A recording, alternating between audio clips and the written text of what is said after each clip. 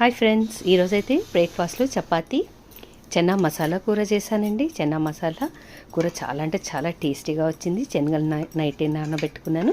అందులో కొంచెం టమాటో, సన్నగా తరిగిన ఉల్లిపాయలు అవన్నీ వేసి దగ్గరగా వండాను. చాలా దగ్గరగా వండాను. కొంచెము పలుచగా కనిపిస్తే కొంచెం శనగపిండి కూడా కలిపానండి. కొంచెం వాటర్లో ఒక టేబుల్ స్పూన్ శనగపిండి కలిపి కూరలో కలిపాను. శనగపిండి కలపడం వల్ల మనకు కర్రీ అనేది థిక్నెస్ వచ్చింది. ఇక్కడైతే చపాతీ చేసేస్తున్నాను. చపాతీ పిండిలో కొంచెం సాల్ట్, కొంచెం షుగర్, కొంచెం ఆయిల్ వేసి గోరువెచ్చని నీళ్ళు తడిపి ఒక 15 నిమిషాల పాటు పక్కకు పెట్టుకున్నాను. అప్పుడు మనకు చపాతీలన్నింటి చాలా మృదువుగా వస్తాయండి. ఇక్కడ బ్రేక్ఫాస్ట్ టైం కూడా అయిపోయింది. ఇంకా చపాతీలు చేసేస్తున్నాను. వేడి వేడి చపాతీ చనా మసాలా కూర.